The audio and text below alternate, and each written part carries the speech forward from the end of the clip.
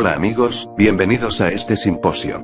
Hoy será mi turno para hablar acerca del dogma antibíblico de la Inmaculada Concepción. Esa doctrina que reposa sobre la creencia de que María, al igual que Cristo, fue libre de toda mancha de pecado, que María nunca pecó y que nació inmaculada. La Biblia no enseña en ninguna parte la sola idea de que María ha nacido libre de todo tipo de pecado. Mayeliz Sol Mateo hizo unos excelentes comentarios sobre la verdadera María presentada en las Escrituras. Por mi parte tiene mis felicitaciones. Obviamente al fiel católico siente que le echan sal a la llaga cuando se habla en contra del dogma de la Inmaculada Concepción. Ni los evangélicos ni los ortodoxos creemos en semejante aberración. María nació como todo ser humano, por lo tanto, María es una pecadora, ojo. No estamos queriendo decir que María fue una mujer perversa que vivió desordenadamente en la carne y en libertad de la pecaminosidad, simplemente al estar dentro de los descendientes de Adán por la unión de un hombre y de una mujer, ella califica dentro de la raza humana de la imperfección, y por lo tanto, ella está dentro de la categoría de pecadores. Sin embargo, eso no descarta la creencia de que María fue una mujer humilde, virtuosa, sierva de Dios y gran ejemplo para los cristianos. Sin embargo, dentro de los círculos católicos, María fue libre de todo pecado tal como lo fue Jesús. Sin embargo, fue la misma María la que reconoció la necesidad de un Salvador, pues ella se veía como una pecadora, pues de su propia boca ella reconoció tener un Salvador. Ella dijo: "Engrandece mi alma al Señor, y mi espíritu se regocija en Dios mi Salvador". En ninguna parte de la Escritura podemos encontrar implícitamente o explícitamente sustento bíblico para asumir que María no tuvo pecado y que no puede ser contada entre los pecadores. El apóstol Juan dice específicamente de Jesús que él no tiene pecado, no hay pecado en él. Primera carta de Juan 3:5. Mateo afirma que Jesús fue concebido por el Espíritu Santo, Mateo 1:20, por lo tanto concebido sin pecado. El apóstol Pablo dijo que Jesús jamás cometió pecado, segunda carta a los Corintios 5:21. El autor del libro de Hebreos dice que el Señor fue tentado pero jamás pecó, Hebreos 4:15, y el apóstol Pedro dice que Jesús jamás cometió pecado, primera carta de Pedro 2:22. El propio Jesús les decía a sus enemigos que les probaran si tenía algún pecado, Juan 8:46. La Biblia es muy fluida y es muy clara para enseñar la impecabilidad de Cristo y que Jesús no tuvo pecado. Sería injustificable que con estas cantidades de veces que habla de la libertad de Cristo de las manchas del pecado, la Biblia no lo haga ni una tan sola vez con María. Sin embargo, la Biblia es clara al decir que tanto judíos como gentiles estamos bajo pecado, Romanos 3:9, y que dicho pecado es universal en toda la humanidad, Romanos 3:23, inclusive Santiago el hermano de Jesús nos aclara que todos fallamos mucho, Santiago 3:2. Después de ver estos pasajes el católico se enfrenta a la siguiente situación. 1. La Biblia afirma el pecado universal de todos los hombres y mujeres. 2.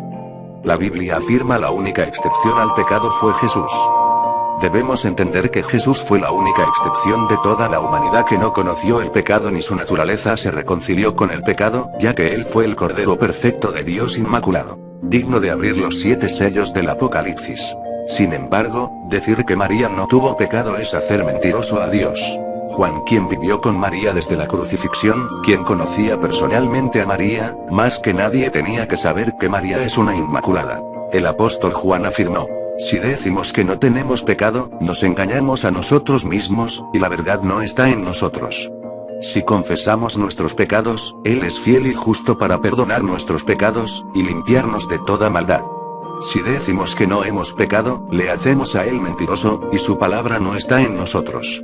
¿Podría alguien que cree en la Inmaculada Concepción y que conoce personalmente a María decir semejantes palabras? La respuesta es un rotundo no. Con esto, vemos claramente que el dogma católico sobre la Inmaculada Concepción no tiene soporte bíblico. Hasta la misma enciclopedia católica lo reconoce.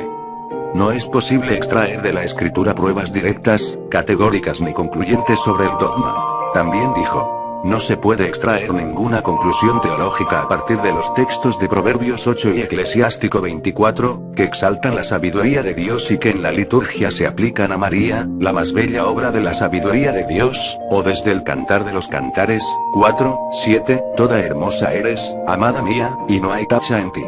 Estos pasajes, aplicados a la Madre de Dios, pueden ser entendidos por quienes conocen el privilegio de María, pero no sirven para probar la doctrina dogmáticamente y, por lo tanto, se omiten en la Constitución Ineffabilis Reus.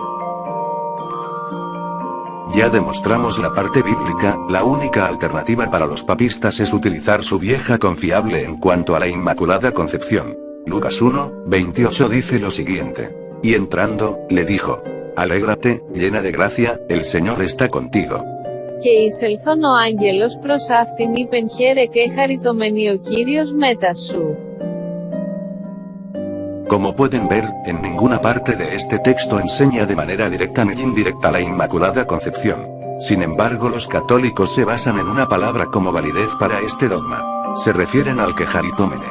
Según ellos, es una palabra única y especial utilizado solo una vez en la Biblia para atribuírselo a María. Esta palabra griega tiene un significado especial que se puede concluir que María fue colmada de gracia en el pasado y es una gracia permanente y continuo y por lo tanto, es indicativo de su Inmaculada Concepción. Pero todo esto, es entre comillas. Esto tiene muchos errores, pues quejaritomene es una palabra que no tiene un uso especial, muchísimo menos un significado especial. O una palabra sinónima indicativo libertad de toda mancha de pecado.